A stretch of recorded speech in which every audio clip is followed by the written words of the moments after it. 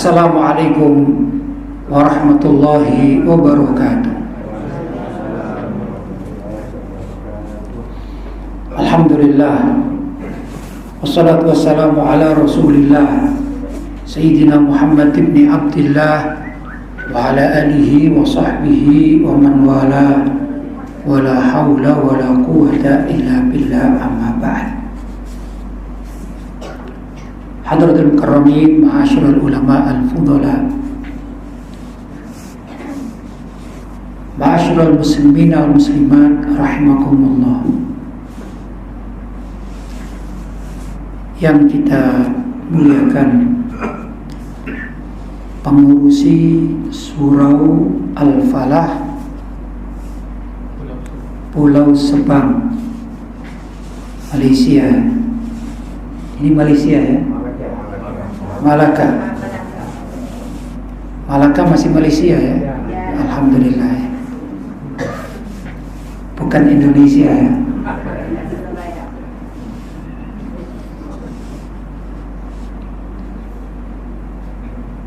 Tuan-tuan dan puan-puan yang dirahmati oleh Allah, alhamdulillah, pada kesempatan yang penuh bahagia ini saya masih dapat dipertemukan dan muwajahah bersama dengan tuan-tuan dan puan-puan di masjid atau di surau yang sangat penuh keberkahan ini. Mudah-mudahan hidup kita juga hari ini dan seterusnya diberi keberkahan hidup oleh Allah Subhanahu wa ta'ala. Allahumma amin.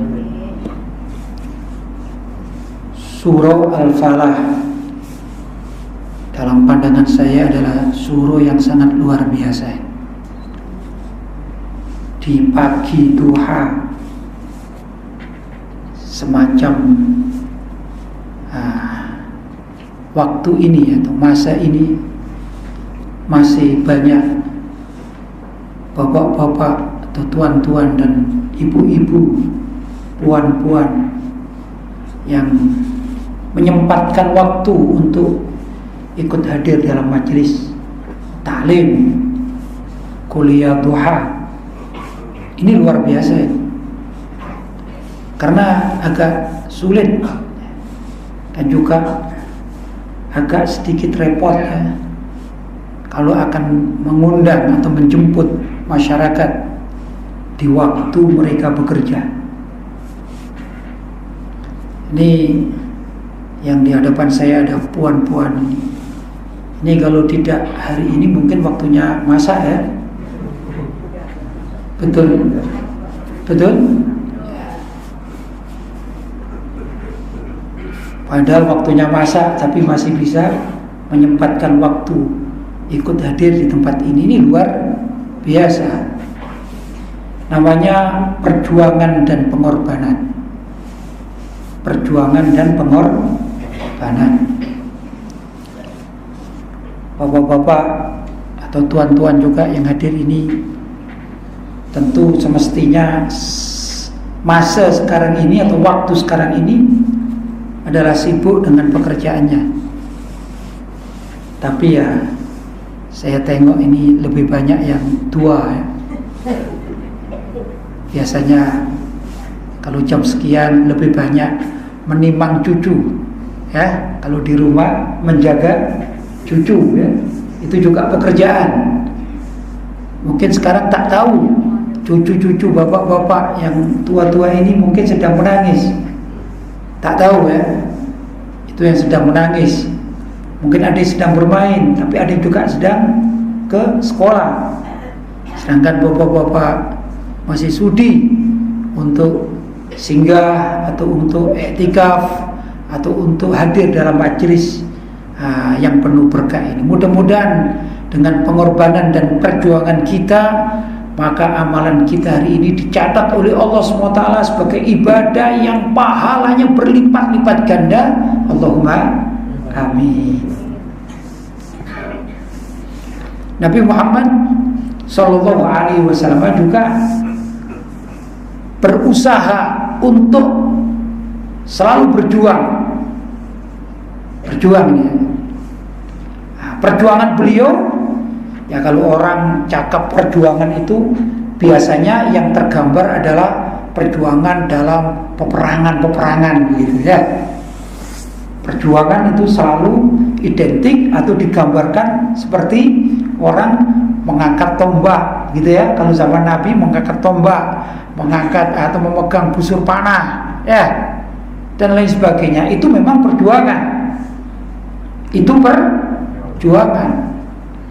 Tapi hakikatnya ada suatu perjuangan besar yang oleh Nabi dikatakan lebih dari perjuangan melawan musuh, yaitu tatkala mereka pejuang-pejuang Islam di zaman itu usai atau lepas dari perang melawan musuh, mereka kembali kepada keluarganya. Kata Nabi, ada satu perjuangan yang besar, yaitu perjuangan menghadapi hawa nafsu, yaitu keinginan kita, keinginan puan-puan ya, untuk berkreasi. Misalnya kalau di rumah dalam dunia masak misalnya, wah, melihat di majalah ya, atau di koran atau di buku, ini menu baru ya, cara membuat cara membuat kuah ini, cara membuat kue ini ya dah. Wah, maka sibuklah puan-puan ini sibuk dengan urusan dapur. Wa ma adraka ma dapur ya, urusan dapur dan dapur. Betul? Sampai lupa kapan waktu untuk belajar agama, lupa. Ya, jangankan belajar agama, kewajiban sholat pun kadang-kadang tertunda gara-gara asyik menuruti hawa nafsu yang kelihatannya tak berdosa. Kelihatannya tak berdosa. Orang masak kan tak berdosa. Ya, bukan macam sopeng, bukan. Orang masak di dapur. Tapi kalau masak itu terus, bikin kue A, bikin kue B, bikin kue C, bikin makanan ini, nasi itu dan segala macam, akhirnya waktunya habis untuk hidup di dapur. Ini sebenarnya orang macam demikian tiada lain orang yang menuruti hawa nafsu. Jelas? Jelas? Apalagi kalau misalnya pengusaha ini ada pesanan. Ya, ada pesanan. Apa pesan apa? Nasi yang dibungkus dengan kotak, misalnya 100 kotak. Karena bekerja terus di dapur, lupa sholat zuhur, lupa sholat asar, lupa sholat maghrib. Begitu waktu mau isya sudah capek tidur, akhirnya tak sempat sholat isya. Ini namanya godaan hawa nafsu ya, walaupun bukan seperti dosa macam maaf seperti bintang film yang tak tutup aurat atau telanjang tak tutup aurat, itu maksiat ya dah. Orang perempuan yang berkenalan dengan orang laki-laki, apa ya di sini ya, selingkuhan misalnya ya, itu dosa ya. Tapi ini tak macam itu, hanya menghabiskan waktunya untuk keasikan memasak, akhirnya lupa dengan kewajiban agama. Ini juga termasuk hawa nafsu yang perlu dilawan. Maka kedatangan puan-puan yang demikian banyak ini, yang ramai ini, mudah-mudahan dicatat sebagai para pejuang-pejuang muslimah di hadapan Allah SWT. Allahumma amin. Demikian juga tentunya bapak-bapak, kita kiaskan semacam itu ya. Banyak kegiatan di rumah yang menyita waktu kita ya. Apa itu? Kegiatan menonton televisi ya, kegiatan mendengarkan radio dan lain sebagainya yang menghabiskan waktu kita. Apalagi yang suka dengan musik-musik ya. Saya kan sudah tua, bagaimana saya bisa mendengarkan musik-musik cinta? Orang tua sekarang masih ada yang punya pacar, Pak ya, punya selingkuhan masih ada ya. Ini daerah musim alias era-era gawat era-era gawat, emergency ya. Wah, kadang-kadang juga masih terlibat. Kata orang Indonesia katanya, tua-tua keladi, makin tua makin jadi. Katanya, alhamdulillah bapak-bapak yang ada di sini luar biasa bisa meluangkan waktunya untuk ada dalam majelis yang penuh barokah ini. Mudah-mudahan ini dihitung sebagai perjuangan dan pengorbanan kita untuk mencintai syariat Allah Subhanahu wa ta'ala. Allahumma amin. Tuan-tuan dan puan-puan yang dimuliakan oleh Allah, hidup di era zaman sekarang ini sudah era akhir zaman. Era akhir zaman. Di zaman Rasulullah SAW hidup 14 abad yang lampau. Sekarang sudah akhir-akhir ya. 14 abad itu berarti 1400 tahun yang lampau. Ya, kita sudah berada pada akhir atau penghujung kehidupan dunia ini. Bahkan dalam hadis-hadis Nabi Muhammad SAW diterangkan begini antara lain, bahwasanya usia umat Rasulullah SAW macam kita ini, umat kaumnya Rasulullah, kan setiap nabi punya kaum. Ya, baik itu yang beriman maupun yang kafir ya. Nabi Nuh punya kaum yang beriman juga yang kafir. Yang beriman berarti mereka yang ikut di safina atau kapal atau perahunya Nabi Nuh, kan begitu.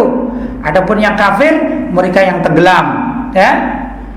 Nabi Musa misalnya juga punya kaum. Siapa? Fir'aun itu termasuk kaumnya Nabi Musa. Fir'aun dan bala bantuannya ya, yang kafir bahkan mengejar Nabi Musa. Tapi juga ada orang-orang yang beriman kepada Nabi Musa, itu juga namanya kaumnya Nabi Musa. Demikian dan seterusnya. Nabi Muhammad pun punya kaum. Siapa kaum Nabi Muhammad? Ya orang-orang yang beriman macam kita ini, alhamdulillah. Tapi juga ada yang tidak beriman macam Abu Lahab, Abu Jahal ya, dan lain sebagainya. Ini namanya tetap kaumnya Nabi Muhammad SAW. Diterangkan dalam banyak hadis bahwa usia umatnya Rasulullah SAW itu berkisar antara 1.500 tahun. Habis itu punah. Ya, berkisar berapa? 1.500 tahun. Habis itu punah. Kalau punah berarti kiamat. Ya, menurut sebagian ulama ada kalanya memang benar-benar tepat hitungannya 1.500 tahun. Tapi ada kalanya dikatakan lebih sedikit, kurang sedikit tak apa-apa ya. Cuman berkisar atau kira-kira ya, kira-kira berapa? 1.500 tahun. Ini usia umatnya Rasulullah SAW. Yang beli kalau dihitung sekarang ini tahun berapa hijriahnya? 1438. Kalau semuanya habis umat Rasulullah ini tepat misalnya 1.500 tahun, berarti sisa berapa ini? Hanya 60 tahun mendatang, kurang lebih 60 tahun, 70 tahun mendatang. Ya, itu artinya kalau kita sekarang punya cucu kita baru lahir usia 1 tahun, ya. Tatkala cucu kita ini sudah punya anak dan punya cucu lagi usianya 70 tahun, ini habis gambaran kiamat. Berarti berapa generasi lagi ini? Sedikit. Kita sebagai orang tua, ya, kita punya anak, ya. Kemudian anak kita akan punya cucu kita punya anak. Ini 4 generasi. Kalau mengikuti hadis ini secara tekstual, secara lafadznya, maka tinggal 4 generasi lagi datanglah hari kiamat. Itu ya prediksi hitungan manusia ya. Adapun ketentuan Allah SWT, wallahu ta'ala a'lam bis shawab. Hanya saja tatkala Nabi hidup, Nabi pernah ketemu seseorang yang bernama Ibnu Sayyad, yang gambaran orangnya badannya besar ya, bukan gemuk, lain gemuk ya, tapi besar, yang kuat begitu. Badannya agak hitam-hitaman, rambutnya agak keriting, ya dah. Seperti negro, Nigeria gitu ya, hitam, dempal gitu ya, macam orang olahraga binaragawan gitu ya, namanya Ibnu Sayyad. Tatkala Ibnu Sayyad ini ditanya oleh Nabi, diperintahkan oleh Nabi atau diajak oleh Nabi agar beriman kepada Allah SWT, maka menentang. Dia mengatakan, kalau kamu diutus jadi nabi, aku pun juga diutus jadi nabi. Walhasil terjadi dialog ya. Nabi mengatakan A, dia mengatakan B. Nabi mengajak C, dia mintanya D. Pokoknya tak menuruti perintah Nabi Muhammad SAW. Akhirnya Nabi ini mengatakan kepada para sahabatnya, jangan-jangan ini si Ibnu Sayyad ini adalah Dajjal yang telah lahir. Coba kita bayangkan, di zaman Nabi sudah curiga terhadap seorang dianggap itu Dajjal. Padahal Dajjal ini kalau sudah turun berarti kiamat sudah dekat. Betul? Salah satu tanda kiamat adalah lahirnya atau munculnya Dajjal. Yang gambaran Dajjal itu adalah seorang makhluk yang merusak bumi. Apa saja dirusak, keimanan orang-orang juga dirusak. Setiap orang diajak untuk kafir kepada Allah SWT. Dalam hadis-hadis juga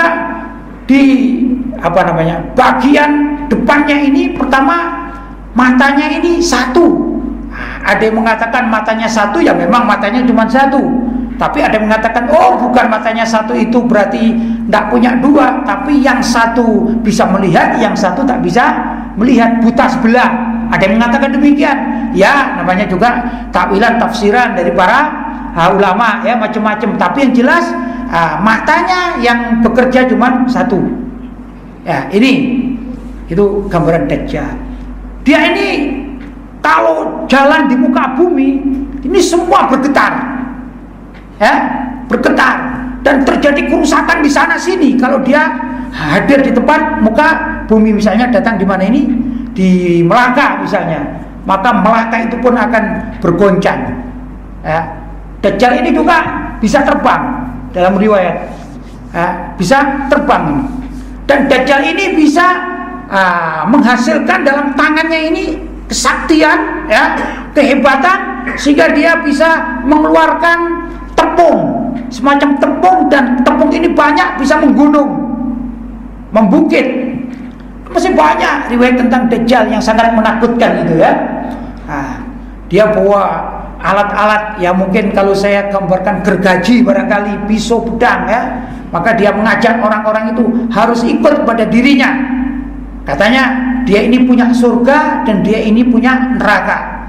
Maka kalau ada orang lewat, dikatanya, kalau kamu ya tidak masuk surgaku, maka kau akan aku masukkan nerakaku. Akan dibunuh orang tersebut. Artinya kalau dia ada orang kafir terhadap Dajjal, sebenarnya dia adalah muslim di hadapan Allah Subhanahu wa taala. Demikian dan seterusnya. Tapi di zaman Rasul ya sudah dicurigai, jangan-jangan Ibnu Sayyad itu adalah Dajjal yang telah lahir, padahal masih di zaman Rasulullah SAW hidup ya.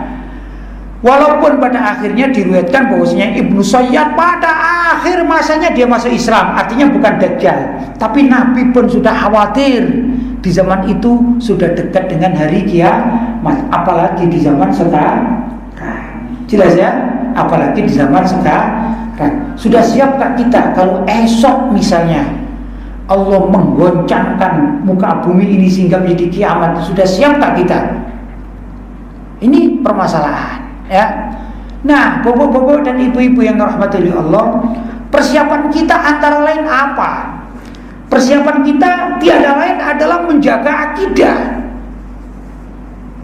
Tanpa menjaga akidah dan tanpa mau belajar ya, terhadap akidah yang benar, yang dalam konteks tulisan dari pengurusi yaitu menjaga akidah yang sahihah. Sahihah itu bahasa Arab ya, dan bahasa Melayunya akidah yang benar ya. Akidah yang benar disepakati oleh para ulama seluruh dunia adalah akidah Ahlus Sunnah wal Jamaah. Akidah Ahlus Sunnah wal Jamaah itu digambarkan oleh Nabi SAW. Beliau ditanya tentang Al-Firqatun Najiyah, alias golongan yang selamat di antara sekian banyak golongan.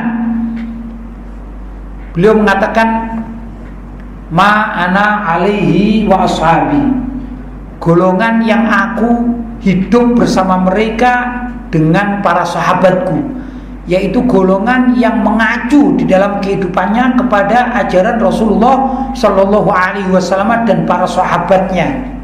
Ya, para sahabat itu adalah contoh dari keberhasilan pendidikan Rasulullah Shallallahu Alaihi Wasallam. Maka kalau kita mengikuti kalangan para sahabat, ini dikatakan adalah golongan yang benar, yang sahihah. Panjang ya ceritanya golongan sahihah ini, tapi tentu tidak elok kalau saya menerangkan jadi semuanya. Saya ambil poin-poin. Ya. Nabi mengatakan bahwasanya golongan Yahudi itu terpecah menjadi 71 golongan. Sedangkan kaum Nasrani terpecah menjadi 72 golongan. Maka kata Nabi, suatu saat umatku akan terpecah menjadi 73 golongan. Kata Nabi, 73 golongan itu semuanya akan masuk neraka kecuali satu.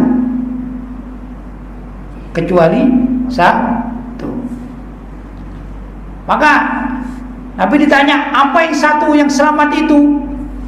Dalam beberapa riwayat hadis dikatakan ahlu sunnati wa jamaati, yaitu ahlu sunnah, artinya ahlu orang-orang yang ahli sunnati, mengikuti sunnah yaitu ajaran Rasulullah SAW, wa jamaati, dan yang mengikuti kelompokku alias jamaahku, kata Nabi Muhammad SAW.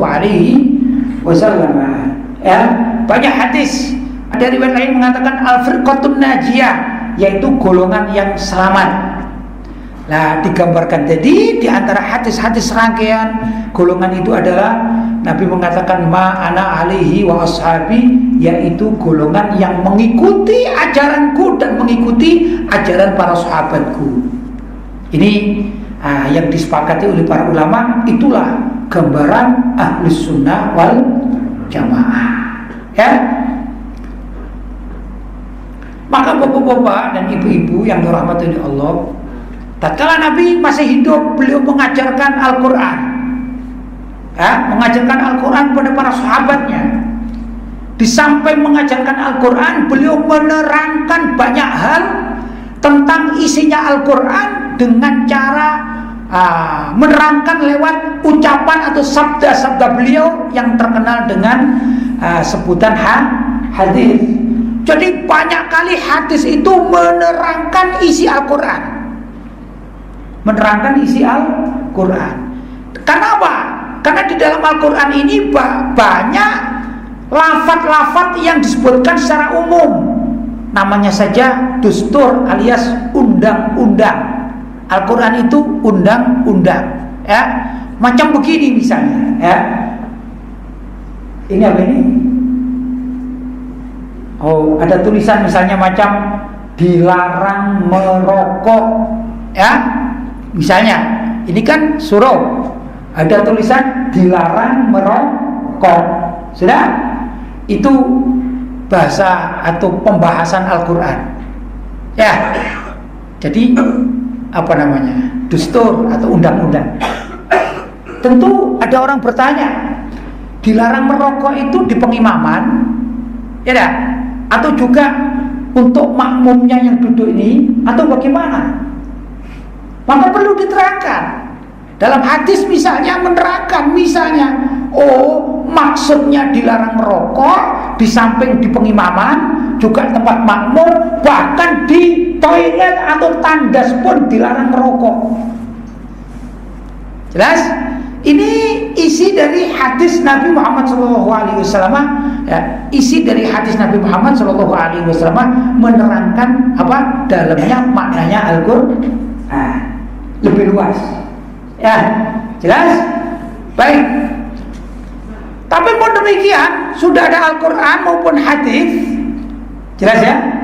Kalau tadi ada tulisan dilarang merokok. Nah, pada perkembangan akhirnya itu permasalahan problematika umat ini berkembang. Kalau sekarang ada namanya rokok ini elektrik misalnya, pakai listrik, ya. Maka ada orang bertanya, bagaimana hukumnya merokok elektrik? Misalnya dicatat di dalam Al-Quran, di dalam undang-undang Al-Quran tak disebut. Di zaman Nabi, itu hadis-hadis Nabi tak disebut. Kenapa? Karena di zaman itu belum ada rokok elektrik misalnya. Jelas ya ibu-ibu ya? Maka kewajiban para ulama di kalangan para sahabat, para tabi'in, tabi'ut tabi'in, ya, ini mereka mencari hukum. Mereka bersepakat karena merokok itu tak boleh, maka segala jenis merokok, mau rokok dengan tembakau, ya dah, atau rokok elektrik, disepakati oleh para ulama menjadi hukumnya tak boleh. Jelas? Ini namanya ijma para sahabat, kesepakatan para sahabat, dan juga ijma para ulama as-salaf terdahulu. Maka sumber hukum pun terjadilah apa itu dari Al-Quran, kemudian hadis Nabi, kemudian ijma para ulama. Para ulama itu juga termasuk para sahabat radhiyallahu taala anhum. Inilah yang harus kita lestarikan, dan semacam itulah yang dilakukan oleh para ulama ahlus sunnah wal jamaah. Ya?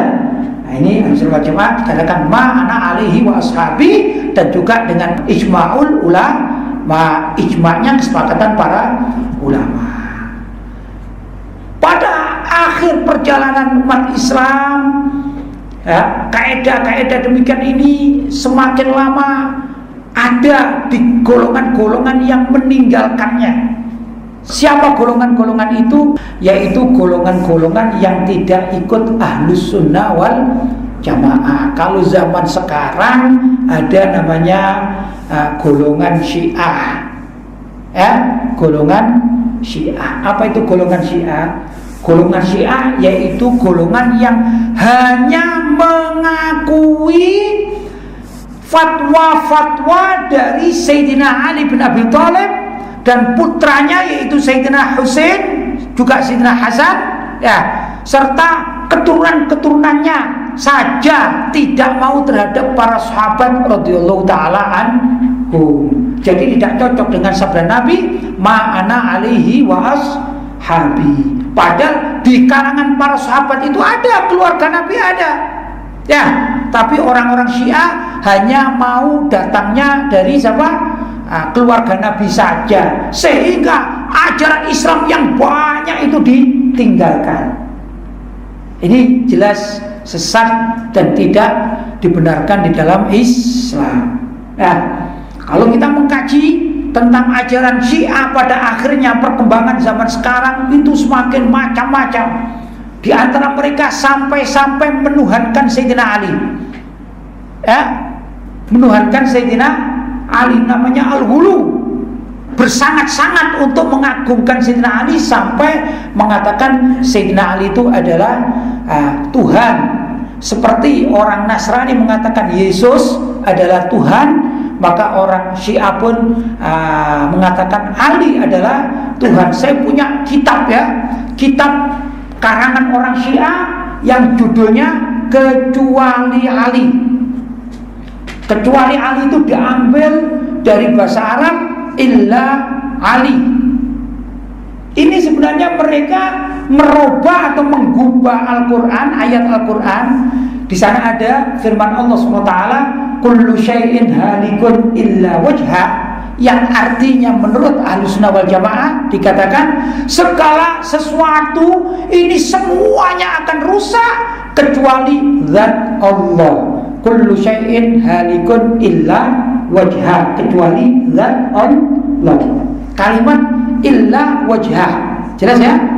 Lah di dalam kitab itu yang saya punya dikatakan yang dimaksud zat Allah adalah Ali bin Abi Thalib.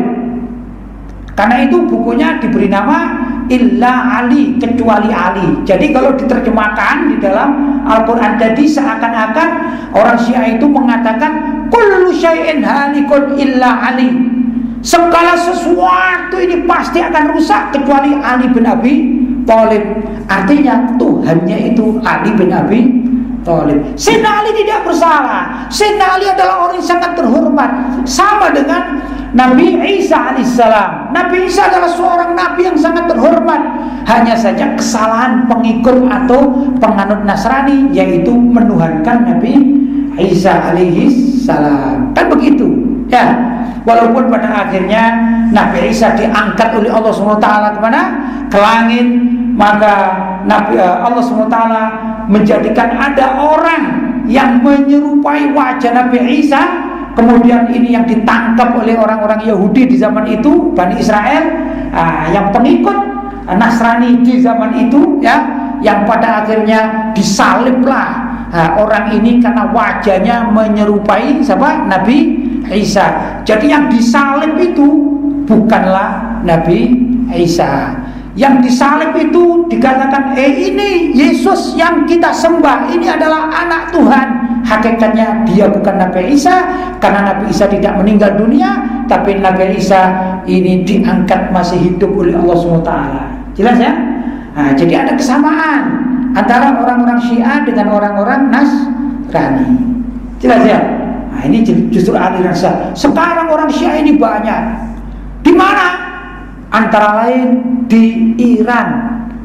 Tokoh yang sangat dikenal oleh dunia, tokohnya namanya Khomeini. Pernah dengar?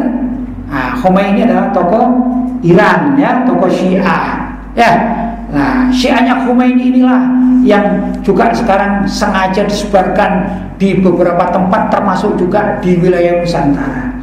Ajaran Syiah ini yang diminati oleh anak-anak muda khususnya, ya, atau juga ya orang-orang tua juga ada yang suka ini ya. Itu satu ajaran namanya, mohon maaf, kawin mut'ah, nikah mut'ah. Apa itu nikah mut'ah? Nikah kontrak, ya, nikah kontrak. Gimana sih kontrak itu? Kontrak itu kan begini, kalau ada rumah dibeli berarti milik sendiri, selamanya dipakai, betul? Kalau kontrak itu kan bisa kontrak 1 tahun, 2 tahun, ya kan? Setelah itu dikembalikan, betul? Itu namanya kontrak. Maka diistilahkan nikah mut'ah dengan kawin kontrak. Kenapa begitu? Ya, karena sihotnya, tata caranya kawin mut'ah itu menurut mereka di dalam buku-buku mereka adalah bila ada seorang laki-laki ketemu dengan seorang wanita, tak perlu tanya kau siapa, ayahmu siapa, kau sudah punya suami atau tak punya suami, tak perlu tanya. Yang penting suka sama suka, suka sama suka. Kemudian si wanita itu mengatakan kepada lelaki itu, misalnya, bang, aku menikahkan dirimu untuk mendapatkan aku dengan mas kawin 100 ringgit untuk masa 1 minggu. Si laki mengatakan, aku terima pernikahanmu dengan mas kawin 100 ringgit untuk masa 1 minggu, sepekan. Maka menurut mereka sah sudah, bolehlah dibawa ke hotel, ke funduk, ya, ke homestay dan segala macam, boleh menurut mereka. Apa bedanya dengan perzinahan? Tak ada bedanya. Ya, sama pelacuran tak ada bedanya. Tahu pelacuran ya? Paham di sini pelacuran ya? Paham ya? Sama saja berarti. Ya, hanya bedanya kalau pelacuran itu si lakinya langsung bayar begitu ya. Artinya yang mengatakan kamu mau enggak dengan saya tak kasih uang 100. Ya. Nah, kalau ini enggak, si perempuannya yang menawarkan diri, menikahkan dirinya untuk mendapatkan laki itu tanpa harus ada wali, tanpa harus ada saksi. Yang penting sepakat sudah jadi. Ini yang diminati oleh anak-anak muda. Yang menjadi susah, menjadi pelik, anak-anak muda itu kalau di kampus-kampus ya, di university, mereka kalau ketahuan pacaran itu kan dimarahi sama orang tuanya. Ya, dikatakan nak jangan pacar, ya, jangan punya pacar, orang berpacaran itu haram, betul? Ya, orang punya kekasih itu haram, kemana-mana pergi berdua, betul? Kita sebagai orang tua yang baik kan demikian. Maka anak pemuda-pemuda itu mengatakan, daripada aku pacaran haram, mending aku kawin kontrak. Kalau pacaran mungkin masih malu-malu, ya, membawa ke homestay malu-malu. Tapi kalau ini mengatakan, oh aku sudah halal sekarang, maka dia kumpul dengan itu wanita laki-laki, kumpul dengan bayar berapa? 100 ringgit untuk masa berapa? 1 minggu. Habis itu cerai. Kemudian akan ganti lagi, si wanita ketemu orang laki lainnya, boleh saja nikah lagi. Bahkan di dalam buku-buku mereka dikatakan, misalnya ada seorang laki-laki ketemu dengan wanita, melakukan nikah mut'ah, maka tak perlu bertanya, hei kau wanita, kau punya suami atau tidak?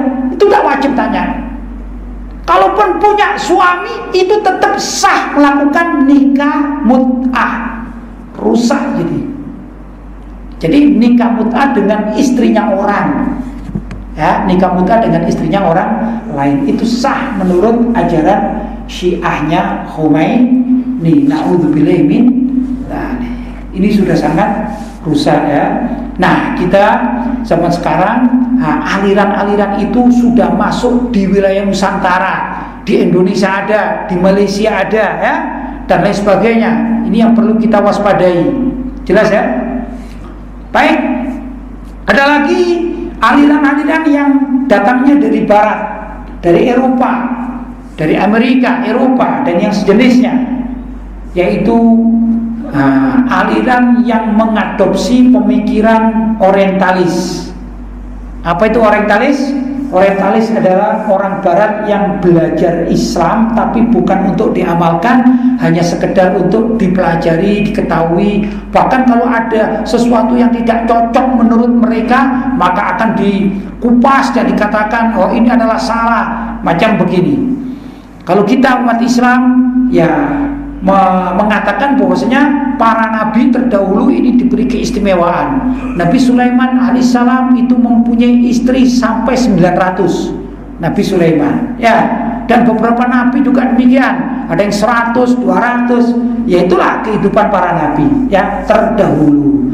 Kemudian di zaman Rasulullah SAW umat Islam dibatasi ya, dibatasi. Kalaupun harus mempunyai istri lebih dari 1, maka jangan lebih daripada 4. Ya, di sini kita tidak bicara saya pro poligami atau kontra poligami, bukan itu ya. Tapi saya akan mengatakan bagaimana pandangan orang kafir Barat terhadap ajaran Islam. Ya, nah Nabi SAW sebagai seorang nabi setara, yaitu para nabi-nabi terdahulu. Betul? Ada Nabi Adam, Idris, Nuh, Hud, Saleh, sampai Nabi Muhammad SAW. Itu kumpulan para nabi. Ya, kumpulan para nabi. Jelas? Jadi statusnya beda dengan kita. Statusnya beda. Maka Nabi Muhammad diperbolehkan oleh Allah menikah lebih daripada 4 di dalam satu masa. Maka dalam satu masa itu Nabi menikah dengan 9 wanita. Ya, itu kalau kita tinjau sejarahnya, dari sekian istri Nabi, kalau jumlah ya termasuk Sayyidina Khadijah, itu tak ada yang namanya anak gadis yang dinikahi, tetapi rata-rata adalah wanita-wanita janda tua. Contoh misalnya Sayyidah Saudah, salah satu istri Nabi, ya, Siti Saudah atau Sayyidah Saudah. Ini wanita tua, ya sudah hampir nenek-nenek lah begitu, sudah hampir nenek-nenek. Beliau menikahi Saudah ini bukan karena maaf hasrat seksual, tidak, tapi karena kasihan. Ini tak ada yang merawat, tak ada yang merawat. Bahkan Saudah ini pernah cakap sama Nabi, wahai Rasulullah, aku ingin menjadi istrimu dan mohon jangan engkau cerai, agar aku kelak di akhirat tetap tercatat sebagai istrimu. Sedangkan hari-hariku aku berikan kepada Aisyah. Kenapa? Karena di antara semua janda-janda tua yang dinikahi oleh Nabi, hanya seorang gadis, yaitu siapa? Siti Aisyah. Barangkali kalau digambarkan hasrat Nabi sebagai seorang laki-laki, ya, Nabi yang sangat tampan, Nabi yang sangat gagah, Nabi yang sangat luar biasa, Nabi yang sangat jenius, Nabi yang super dan segalanya, ya. Tapi beliau juga seorang manusia, tentu beliau memiliki hasrat, ya, kepada wanita. Maka sangat cocok sekali mendapatkan seorang wanita yang jelita, yang cantik, indah, dan cerdas. Karena mungkin di dunia tidak ada wanita yang secerdas, sepandai Siti Aisyah. Bayangkan beliau ibu rumah tangga, tapi menghafalkan ribuan hadis. Nabi Muhammad adalah super, Siti Aisyah adalah super. Maka Allah mempertemukan antara Nabi Muhammad dengan Siti Aisyah. Barangkali secara normal, ya, secara normal ini seorang yang gagah, seorang yang tampan, seorang yang jutawan, seorang yang mempunyai nilai luar biasa di masyarakat, maka akan mencari istri yang cantik, yang luar biasa, terhormat, kan demikian. Ya, itu manusiawi. Jelas?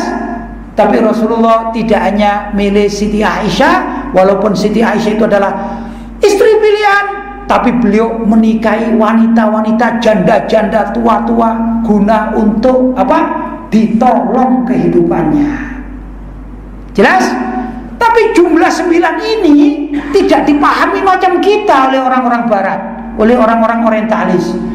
Maka dikatakan, oh itu Nabi Muhammad itu budaknya seks. Na'udzubillahi min dzalik. Ya lah, itu tuduhan mereka. Lah ini ajaran-ajaran macam itu adalah ajaran-ajaran orang kafir yang mempelajari keislaman, namanya orang-orang orientalis dari barat. Ini sekarang ibu-ibu, bapak-bapak sudah mulai ditiru oleh masyarakat Nusantara, khususnya anak-anak muda. Ya, mereka mengikuti cara berpikir orang-orang orientalis. Adapun kumpulan mereka namanya kelompok liberalisme, kelompok yang tidak mau diikat oleh aturan syariat.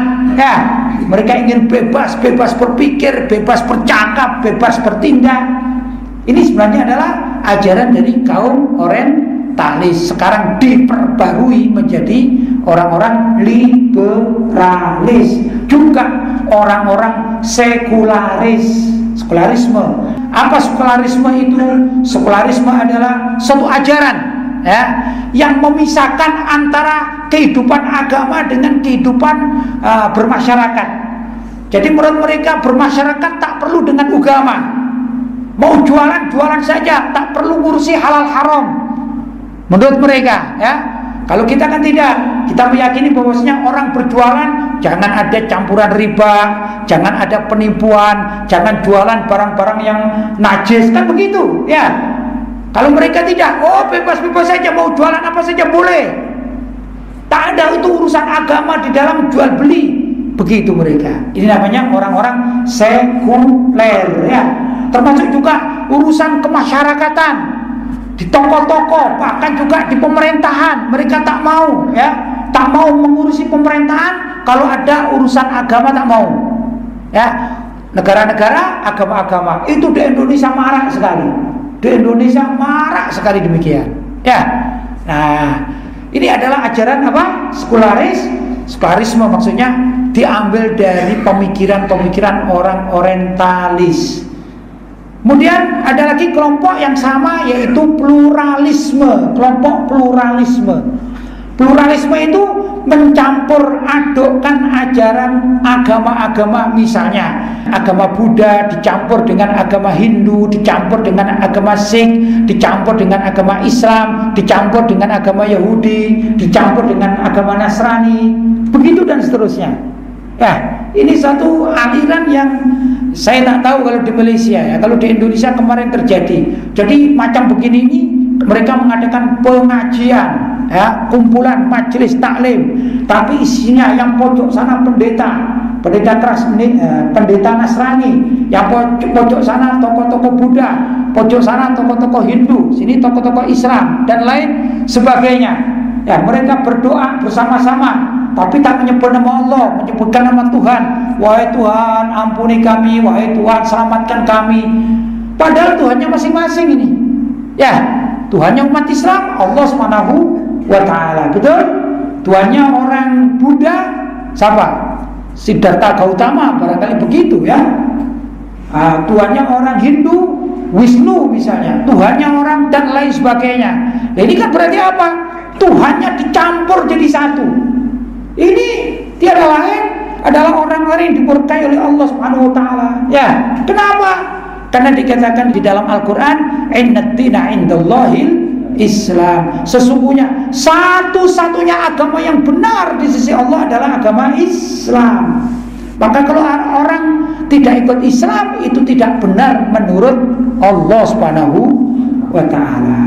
Ya, karena benar menurut manusia belum tentu benar menurut Allah. Kalau kita mengikuti firman Allah, itu adalah suatu kebenaran. Semestinya kita umat Islam, khususnya di Nusantara ini, cukup kita ini bermasyarakat dengan orang-orang non-muslim, ya dah, bersebelahan rumah, kan banyak gitu. Kita cukup mengatakan lakum dinukum waliyadin. Aku ngurus agamaku sendiri, kau ngurus agamamu sendiri. Sekarang ini musim begini, pendeta Yahudi atau pendeta Nasrani diundang ke masjid, tokoh Islam diundang ke gereja. Ya, ini campur. Ini bahaya di dalam akidah. Ini merusak akidah Ahlussunnah wal Jamaah. Jelas ya? Gimana nih? Tokoh Nasrani, tokoh Yahudi, mungkin kalau di sini ada tokoh Buddha, tokoh Hindu, diundang kemana? Ke masjid. Nanti acara besar mereka, tokoh Islam diundang ke pura, tokoh Islam diundang ke gereja, tokoh Islam diundang ke sinagog dan lain sebagainya. Ya, memberikan sambutan, memberikan doa, memberikan ucapan selamat. Kan baru-baru ini ada Natalan, maka banyak pengikut-pengikut pluralisme yang mengucapkan selamat Natal. Ya, banyak kan? Itu adalah ajaran sebenarnya yang diadopsi, diambil dari mana? Ajaran orang-orang orientalis. Jelas ya? Orang orientalis adalah orang-orang kafir yang belajar keislaman, tapi ada tapinya ya, tapi bukan untuk diamalkan ya, melainkan untuk diapakan? Dikaji saja. Kalau kita mudah-mudahan Ahlussunnah wal Jamaah ya, mudah-mudahan diselamatkan oleh Allah SWT, bisa apa? Bisa menjaga akidah kita yang diajari oleh para ulama-ulama salaf terdahulu. Kemudian ada lagi aliran-aliran yang sekarang mengganggu. Kita kadang-kadang senang kalau ada orang meninggal dunia, setelah meninggal dunia kita bacakan zikir-zikir, betul? Ya, zikir pada Allah SWT atau membacakan surat Yasin, benar. Kita berdoa untuk mereka, tahlilan. Kalau kita bulan Maulid kemarin kita mengadakan apa? Maulid Rasul Sallallahu Alaihi Wasallam. Sekarang sudah mulai ada kelompok-kelompok yang mengatakan tahlilan itu tak boleh, tak ada dasarnya. Kamu bikin maulid itu tak boleh, tak ada dasarnya. Ya, nah ini yang susah. Ini sebenarnya aliran yang dulu diadopsi atau diambil, dipelajari dari seorang tokoh yang bernama Muhammad bin Abdul Wahab An-Najdi dari Saudi atau dari Riyadh. Nah, kemudian dia mengajarkan ajaran-ajaran yang melarang orang itu baca tahlil, ziarah kubur, ya, apalagi tadi maulid Nabi, bertawasul, bertalqin. Kalau orang meninggal dunia kan ditalqin, ya. Itu ajaran Ahlussunnah wal Jamaah yang mentalqin ini sekarang menjadi dilarang. Artinya diprotes, ya. Diprotes, dikatakan oh itu tak ada dasarnya di dalam syariat. Pengikut siapa? Muhammad bin Abdul Wahab An-Najdi. Nah ini yang perlu kita bentengi, ma'asyiral muslimin, ya, ibu-ibu dan bapak-bapak, keluarga kita jangan sampai ini, ya. Jangan sampai keluarga kita ini ikut arus pada mereka, tapi kita berupaya untuk menjaga, melestarikan akidah Ahlussunnah wal Jamaah sebagaimana yang diajarkan oleh ayah-ayah kita, kakek-kakek kita, datuk-datuk kita, ya, guru-guru kita, tuan guru, syekh-syekh kita, kan begitu, ya, yang sudah lama mengakar di mana Nusantara ini menjadi orang-orang berakidahkan Ahlussunnah wal Jamaah. Gambarannya kalau di dalam berakidah mengikuti mazhabnya Imam Asy'ari dan Imam Maturidi. Di dalam berfikir mengikuti 4 mazhab, yaitu Hanafi, Maliki, Syafi'i dan Hambali. Tapi sebagai warga Nusantara, masyarakat ini mayoritas mengikuti mazhab Syafi'i. Dan akidah Ahlussunnah wal Jamaah juga mengikuti mazhab di dalam berakhlak tasawuf. Namanya tasawuf mengikuti Imam Junaid al-Baghdadi dan Imam Abu Hamid al-Ghazali atau Imam Ghazali. Di kalangan para habaib mengikuti Al-Habib Abdullah bin Alwi al-Haddad yang mempunyai kitab Risalatul Mu'awanah, ya, atau kitab-kitab yang lain. Ini yang harus kita lestarikan. Wujudnya kalau dulu kita zaman masih muda disuruh-suruh kita lakukan, kita dendangkan pujian-pujian macam pujian wujud kita mbako mukhalafatu lil hawadithi qiyamu bi nafsihi wahdaniyat kudrat iradat dan seterusnya, ya. Ibu-ibu ini sudah begini-begini hafal, ya. Memang itu yang kita yakini dari mulai kecil, itu yang diajarkan oleh orang tua kita. Inilah yang harus dipertahankan. Kalau bisa anak-anak kita, mungkin di sini ada banyak tuan guru, itu diajarkan ulang. Karena sekarang orang-orang pengikut Muhammad bin Abdul Wahab mengajarkan ada 3 tauhid, trilogi tauhid, namanya uluhiyah, rububiyah, asma wa sifat. Adapun yang 20 sifat dibuang oleh mereka. Ya, ini yang bahaya. Jelas ini adalah bahaya. Karena itu kita bermohon pada Allah, mudah-mudahan kita, keluarga kita, anak cucu kita, ya, dan semua yang terkait dengan kita tetap dijaga di dalam akidah Ahlussunnah wal Jamaah dan dilindungi oleh Allah SWT sehingga kita benar-benar selamat saat menghadap Allah SWT, selamat fid dini wad dunya wal akhirah. Barangkali itu bapak-bapak, ibu-ibu yang dirahmati oleh Allah, yang dapat saya sampaikan. Mungkin ada ucapan-ucapan, cakap-cakap saya yang kurang difahami atau dianggap sesuatu yang tak patut, ya. Saya mohon maaf, mohon ampun yang sebesar-besarnya. Dan juga mudah-mudahan dalam kesempatan ini saya bisa bersilaturahim lagi dengan bapak-bapak, dengan ibu-ibu di masa-masa yang akan datang sehingga terjadi ukhuwah Islamiyah. Ya, bapak-bapak, ibu-ibu berada di Malaysia, saya berada di Indonesia. Tentu ada perbedaan bahasa, ya. Bapak-bapak mempunyai telinga, ini asli telinga Malaysia. Saya mempunyai mulut, ini asli mulut Indonesia. Karena itu cakap-cakapnya kadang-kadang tak sama, betul? Walaupun saya berusaha untuk sikit-sikit berbahasa Malaysia, tapi tentu juga banyak salahnya. Jelas Bu, ya? Itu saja. Hadza ma aqulu lakum wal afu minkum. Wassalamualaikum warahmatullahi wabarakatuh.